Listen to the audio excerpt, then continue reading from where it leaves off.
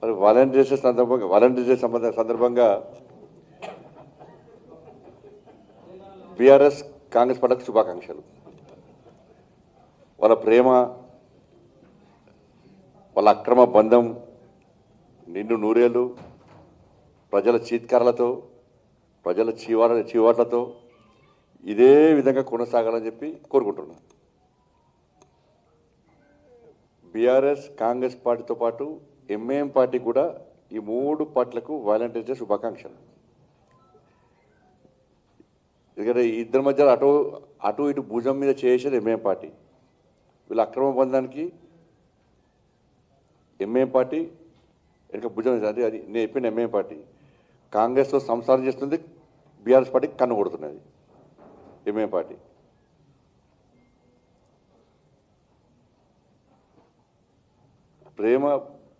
ప్రేమ బంధం అంటే దానికి ఒక మంచి ఆలోచన, ఒక అర్థం ఉంటుంది దానికి. కానీ అక్రమ బంధం అనేది ఎప్పుడు ఉండదు, మధ్యలో నాశనం అయిపోతుంది అది. ప్రేమ బంధానికి అక్రమ బంధానికి తేడా తెలుసుకోవాలి మనం. కాబట్టి వీళ్ళ ముగ్గురిది అక్రమ బంధం.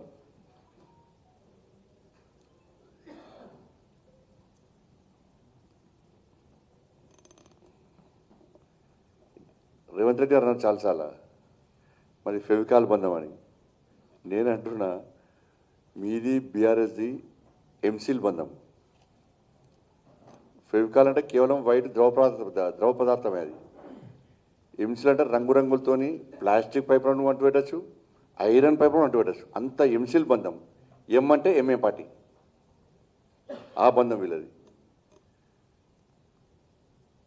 వీళ్ళ బంధానికి బీఆర్ఎస్ పార్టీ కాంగ్రెస్ పార్టీ బంధానికి అనుసంధానమే ఎంఐఎం పార్టీ.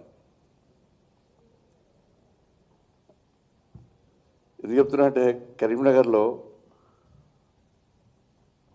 ప్రజలందరి ఆశీర్వాదంతో, నరేంద్ర మోడీ గారి యొక్క ఆశీర్వాదంతో, అభ్యర్థుల కష్టము, మా కార్యకర్తల యొక్క కష్టార్జితం ఫలితంగా ఈ భారీ విజయాన్ని భారతీయ జనతా పార్టీ సాధించింది.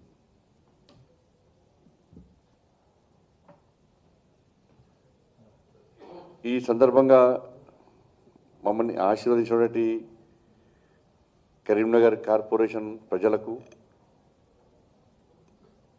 ప్రత్యక్షంగా పరోక్షంగా సహకరించినటువంటి అందరికి కూడా హృదయపూర్వక ధన్యవాదాలు తెలియజేస్తూ, కష్టపడి పనిచేసిన కార్యకర్తలకు, గెలిచిన అభ్యర్థులందరూ కూడా మరొక్కసారి హృదయపూర్వక శుభాకాంక్షలు తెలియజేస్తా ఉన్నాను, అభినందన తెలియజేస్తా ఉన్నాను.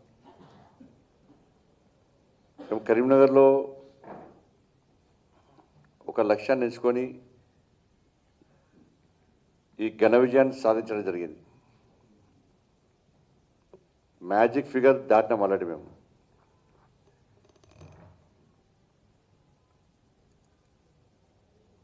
వాళ్ళందరూ కూడా భారతీయ జనతా పార్టీకి మద్దతు తెలపడానికి చాలామంది ఇండిపెండెంట్ కూడా పార్టీలో చేరిన విషయం మీ అందరూ తెలిసిందే. కానీ ఈ పరిస్థితిలో వాళ్ళు మొత్తం తిప్పి కొడితే 23 ఉన్నాయి వాళ్ళవి. కాంగ్రెస్, బీఆర్ఎస్, ఎంఐఎం మాదేమో మ్యాజిక్ ఫిగర్ దాటింది మాది. ఈ టైంలో ఎట్టి బస్సులో భారతీయ జనతా పార్టీని మేయర్ కానివ్వద్దు అని చెప్పి ఈ 3 పార్టీలు ఒకటైనాయి. మేము గతం నుంచి చెప్తూనే ఉన్నాం, బీఆర్ఎస్ కాంగ్రెస్ ఒక్కటే, ఈ 2 పార్టీలు ఒక్కటే అని చెప్పి మొదటి నుంచి మేము ముత్తుకుంటూనే ఉన్నాం. ఇలా కరీంనగర్ వేదికగా ఈ బండారం బయటపడబోతున్నది. వీళ్ళ చిల్లర రాజకీయాలు, వీళ్ళ కుట్రలు, వీళ్ళ కుతంత్రాలన్నీ కూడా కరీంనగర్ వేదికగా బయటపడబోతున్నాయి. వీళ్ళ దిగజాడు రాజకీయాలు ప్రజలు గమనిస్తున్నారు. ఇలా బీఆర్ఎస్ పార్టీ, కాంగ్రెస్ పార్టీ ఈ 2 పార్టీల నాయకులు రహస్య చర్చలు కాదు, బహిరంగ చర్చలు జరుపుకుంటున్నారు అకాడమీలో. బీఆర్ఎస్ పార్టీ సాక్షాత్తు ఎమ్మెల్యే ఏమంటుందంటే, నాకు రాష్ట్ర ముఖ్యమంత్రి గారు ఫోన్ చేశారు, బీజేపీని అడ్డుకుందాం, మన కాంగ్రెస్తో కలవాల్సి వస్తుందని చెప్పి బహిరంగంగా చెప్పే పరిస్థితి వాళ్ళ కార్పొరేటర్లకు, గెలిచిన కార్పొరేటర్లకు. కాంగ్రెస్ పార్టీ నాయకులు మేము బీఆర్ఎస్తో మాట్లాడినాం, బీఆర్ఎస్ మాకు సపోర్ట్ ఇస్తున్నది, మళ్ళీ దానికి కుట్టాడనే కాంగ్రెస్ పార్టీ మేరని వీళ్ళు అంటున్నారు, బీఆర్ఎస్ పార్టీకి మేరు ఇస్తారని వాళ్ళు అంటున్నారు. ఇందులో ఏమేం పాట చెప్తున్నది, మీరు ఇద్దరు ఉంటాడుకోకూరి మేయర్ మాకేరని వాళ్ళు అంటున్నారు. కాబట్టి వీళ్ళ యొక్క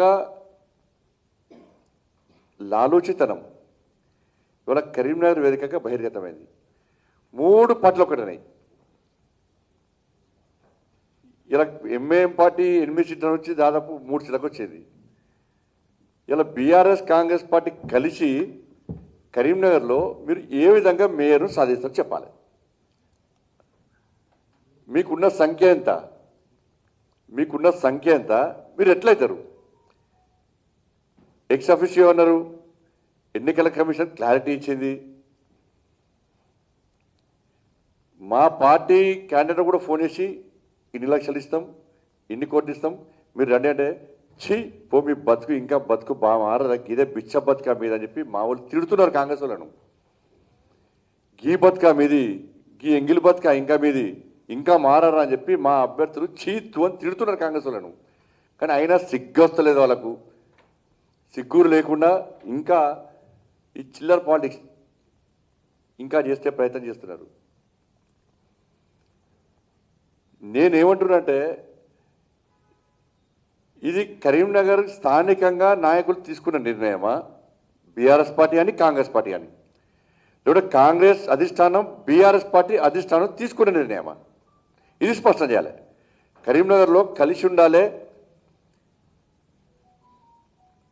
మేయర్ వచ్చినా రాకుండా బీజేపీకి వ్యతిరేకంగా పనిచేయాలి అని తీసుకున్న నిర్ణయము ఈ 2 పార్టీల అధిష్టానం తీసుకున్న నిర్ణయమా, స్థానిక కాంగ్రెస్ బీఆర్ఎస్ పార్టీ తీసుకున్న నిర్ణయమా? ఇది కాదు అని ఖండన ఇస్తారు, ఇది తప్పు అని చెప్పి కాంగ్రెస్ బీఆర్ఎస్ ఇస్తారు. వాస్తవం, బీఆర్ఎస్ పార్టీ నాయకులు మాట్లాడే విషయం స్పష్టం చేస్తున్నాం మేము. బీఆర్ఎస్ పార్టీ నాయకులు మాట్లాడే విషయం స్పష్టం చేస్తున్నాము. కాంగ్రెస్ పార్టీ నాయకులు మాట్లాడే విషయం కూడా మీకు పత్రికాముఖంగా తెలియజేస్తున్నాం మేము. ఫోన్ ట్యాపింగ్ కేసు అరెస్ట్ లేదు, డ్రగ్స్ కేసు అరెస్ట్ లేదు, ఈ ఫార్ములా కేసు అరెస్ట్ లేదు, కాళేశ్వరం కేసు అరెస్ట్ లేదు, ఫామ్ హౌస్ కేసు అరెస్ట్ లేదు. ఇవి అరెస్టులు లేనప్పుడే మేము అనుమానాన్ని వ్యక్తం చేస్తాం. నేను కొట్టినట్టు చేస్తా, నువ్వు ఏసినట్టు చేయి అనేటువంటి ఒక అంతర్గత ఒప్పందంతో ఈ 2 పార్టీలు తెలంగాణ ప్రజలను ఏ విధంగా మోసం చేస్తున్నాయో గతం నుంచి చెప్తున్నాం మేము. ప్లాన్ ప్రకారం బీఆర్ఎస్లో చేస్తారంటే బీజేపీ కాంగ్రెస్ ఒకటి అంటారు, కాంగ్రెస్ అంటారు బీఆర్ఎస్ బీజేపీ ఒకటి అంటారు. కానీ వాళ్ళు ఇద్దరు ఒకటన్న విషయాన్ని ప్రజలు గమనిస్తున్న విషయాన్ని వాళ్ళు గ్రహించలేకపోతున్నారు. వాళ్ళు మొన్న ఎన్నికల్లో కూడా కరీంనగర్ కార్పొరేషన్లో ఈ 2 పార్టీలు లోపాయకారి ఒప్పందం కుదుర్చుకొని అభ్యర్థులను ఎంపిక చేసిన పరిస్థితి కూడా, విషయం కూడా స్పష్టమైంది ప్రజలకు. అందుకే ఈ 2 పార్టీలను పక్కబెట్టే ఇవాళ భారతీయ జనతా పార్టీకి ఇవాళ ప్రజలు బ్రహ్మరథం పట్టారు. ప్రజల ఆశీర్వాదం మాకుంది, ప్రజల మద్దతు మాకుంది. ఇవాళ చాలామంది ఇండిపెండెంట్ కూడా పార్టీని నమ్మి ఒక మంచి ఆలోచనతో, ఒక మంచి ఉద్దేశంతో ఇలా భారతీయ జనతా పార్టీలో చేరారు, ఇంకా చేరుతున్నారు. కానీ దీన్ని పక్కకు పెట్టి కుట్రలు చేసి కుతంత్రాలు చేసి ఇలా మేయర్ భారతీయ జనతా పార్టీ రాకుండా చూడాలి అని చేసే ప్రయత్నం ఉంటే, నేను చెప్తున్న బిడ్డ, రోడ్ల మీద ఏ బీఆర్ఎస్ వాడు ఏ కాంగ్రెస్ వాడు తిరిగి రాసి పెట్టుకోండి. మీరు ప్రజలు ప్రేమ అభిమానంతో మాకు ఓట్లేసారు. మా అభ్యర్థులను నమ్మి విశ్వసించి ఓట్లేసారు. ఇది కాదు అని కాంగ్రెస్ పార్టీలు బీఆర్ఎస్ పార్టీలు కుట్రలు చేస్తే కరీంనగర్ నుంచి యుద్ధం స్టార్ట్ చేస్తా. మీ బతుకులు బర్బాద్ అయితే రాజకీయ సమాజ్ చేస్తాం. మీ అందరూ రాసి పెట్టుకోండి. మీకు భారతీయ జనతా పార్టీ కార్యకర్తల దమ్ము తెలియదు, భారతీయ జనతా పార్టీ శక్తి ఏందో మీకు తెలియదు, కరీంనగర్ ప్రజల ఐక్యత ఏందో మీకు తెలియదు. ఇవాళ అదే ప్రజలు రోడ్డు మీద ఎక్కిస్తాం. మేము అదే ప్రజలు రోడ్డు మీద ఎక్కిస్తాం. ఒక్కొక్క బీఆర్ఎస్ వారు కాంగ్రెస్ వారి సంగతులు మేము చూస్తాం. మాకు అధికారం ముఖ్యం కాదు. మీరు ఏం చేసినా 100% కరీంనగర్లో మేయర్ మేము అవుతాం. రాసి పెట్టుకోండి. మీరు 100% మేయర్ మేము అవుతున్నాం. ప్రజల ఆశీర్వాదం మాకుంది. ఒక లక్ష్యం కోసం మేయర్ అవుతున్నాం. కాదని మీరు అడ్డుకుంటే ప్రజలు తిరగబడే స్థాయికి మేము తీసుకొస్తాం. రోడ్ల మీద తిరిగి రాసి పెట్టుకోండి. మీరు ఎక్కడ కూడా అసలు కరీంనగర్ దమ్మేందో, భారతీయ జనతా పార్టీ కార్యకర్తల దమ్మేందో, Bharatiya Janata party దమ్మేందో already plan చేసుకున్నాం. మేము దానికి మీరు సిద్ధమైతే చలో రండి, మేము చూసుకుందాం. పక్క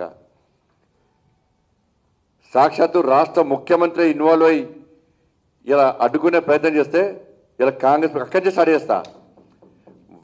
లక్షల మంది మహిళలను రోడ్డు మీద ఎక్కిస్తా. నీ 2500 ఎందుకేవో అక్కడి నుంచే ప్రశ్నిస్తా. 2500 రూపాయలు ఎందుకు ఇస్తాలో మహిళలందరూ రోడ్డుకి ఎక్కిస్తా. దేశం మొత్తం కరీంనగర్ చూడాలి. వాళ్ళ దేశం మొత్తం కరీంనగర్ చూస్తున్నది. కరీంనగర్లో భారతీయ జనతా పార్టీ విజయం సాధించింది. ఇవాళ మేము చేసే యుద్ధం కూడా దేశం మొత్తం చూడాలి. 2500 రూపాయలు ఎందుకు ఇస్తాలో లక్షల మంది రోడ్డుకి ఎక్కిస్తా. 4000 రూపాయలు ఆ తాతమ్మలకు అమ్మమ్మలకు ఎందుకు ఇస్తాలో వాళ్ళని కూడా రోడ్డుకి ఎక్కిస్తా. నడువ రాకుండా, కుసో రాకుండా, కనబడకుండా వాళ్ళని రోడ్డుకి ఎక్కి వాళ్ళ ద్వారా ఆందోళన చేస్తా. నేను చేపట్టే ఆందోళన ఏందో రేవంత్ రెడ్డి గారు తెలుసు, కేసీఆర్ కొడుకు తెలుసు ఏందన్నది.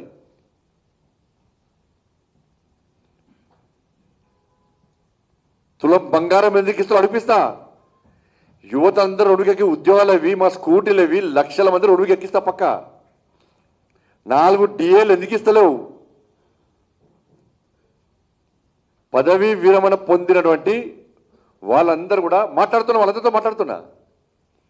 ఏం చేయాలో చేస్తా, పక్కా చేస్తా, పక్కా సెగ తలిపిస్తా. మీకు కరీంనగర్ నుంచి కాంగ్రెస్ బీఆర్ఎస్ పార్టీలకు కరీంనగర్ నుంచి సెగ తగిలిపిస్తా. ఆ సెగ రుచి చూపెడతా. నేను దాన్ని తట్టుకునే దమ్ముందో చూస్తాను. నేను కూడా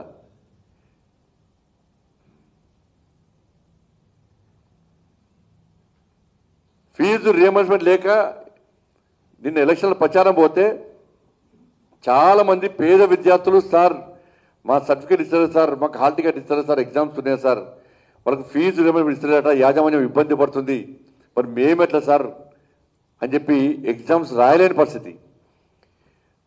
ముఖ్యమంత్రి గారు ఏం చేయాలి?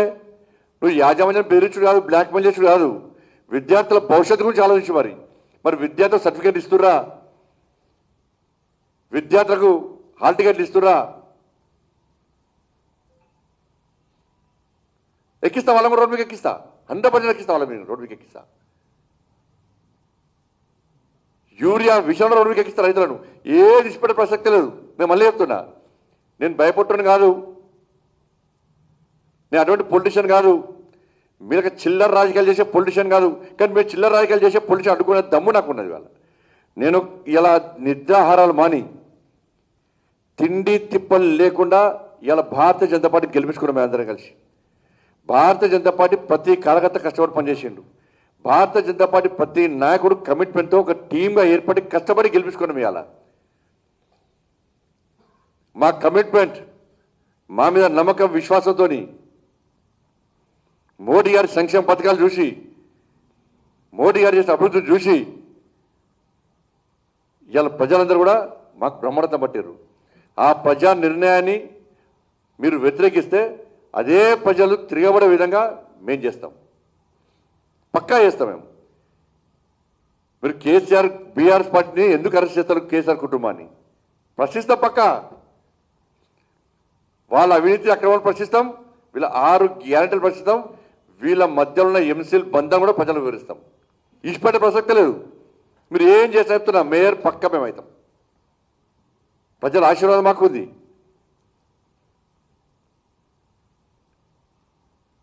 మీరు 20 లేవు, మీ తిప్పి కొడితే 23 లేవు, మీరు మేరైతే అంటారు. దీని ఒక మైండ్ గేమ్ అట. మైండ్ ఉన్నోడికి మైండ్ గేమ్ ఆడతాడు, మైండ్ లేనోడు మైండ్ గేమ్ ఆడతాడు. మైండ్ ఉన్నోళ్ళు అందరూ ఆలోచిస్తారు, కానీ మైండ్ లేనోడు మైండ్ గేమ్ అన్నట్టున్నది.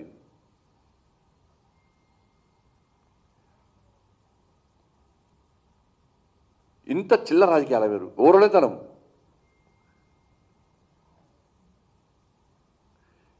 కాంగ్రెస్ పార్టీ నాయకులకు నేను అప్పీల్ చేస్తున్నా, బీఆర్ఎస్ పార్టీతోని మీరు కలవడానికి సిద్ధమా?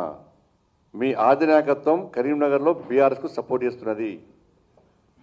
నేను బీఆర్ఎస్ పార్టీ నాయకులకు కార్యకర్తలకు అప్పీల్ చేస్తున్నా, మీ నాయకత్వం కరీంనగర్లో కాంగ్రెస్ పార్టీకి మద్దతు ఇస్తున్నది. ఈ రెండు పార్టీల నాయకులు వాస్తవాలు ఆలోచించండి. ఒక కరీంనగర్ కార్పొరేషన్ కోసం వీళ్ళిద్దరు ఒకటై దాని ఎంఏ పార్టీని మధ్యలో పెట్టి ఏదో చేయాలనుకుంటే ఏం సాధించలేరు. ఒక నాయకుడు పోయి సీఎంతో మాట్లాడతావా, సీఎంతో మాట్లాడు అని ఫోన్ ఇస్తాను ఒక నాయకుడు పోయి, ఆ వీడియో చూపెడతా మీకు. ఇంకోన పోయి కేసీఆర్ కొడుకు వాడతావా, మాట్లాడు అంటున్నాడు ఒక ఆయన పోయి. అంటే గిద్ద దిగజారి ఒక కార్పొరేషన్ మేయర్ కోసం గిద్ద దిగజారి రాజకీయాలు చేస్తే ప్రజల మద్దతు ఉంది, ప్రజలు మనం ఆశీర్వదించారు, పూర్తి మెజార్టీ మాకుంది. దాన్ని గుర్తించకుండా మీరు చేస్తే ఎట్లా సక్సెస్ అవుతారు మీరు? కానీ ఈ రెండు పార్టీల అధిష్టానం స్పష్టం చేయాలి.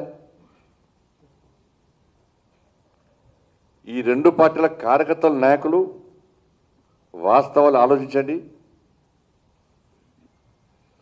రాబోయే భవిష్యత్తును ఆలోచించండి.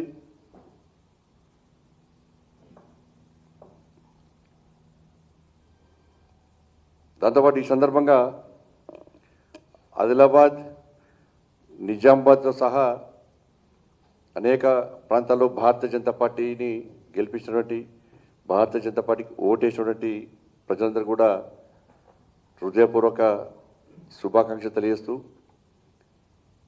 మా ఓటింగ్ శాతం పెరిగింది.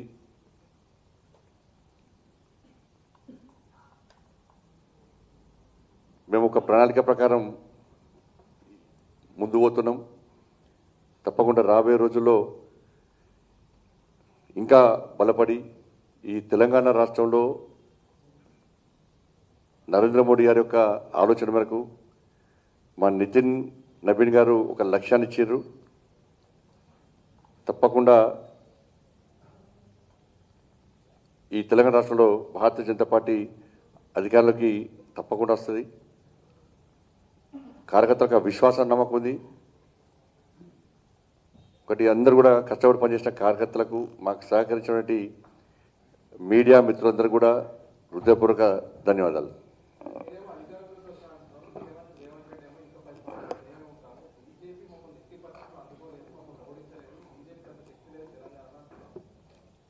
రేవంత్ రెడ్డి గారు ముఖ్యమంత్రి కాకముందు తెలంగాణ రాష్ట్రంలో వాళ్ళ బలమైంది. దుబ్బాకలో డిపాజిట్ రాలే వాళ్ళకు,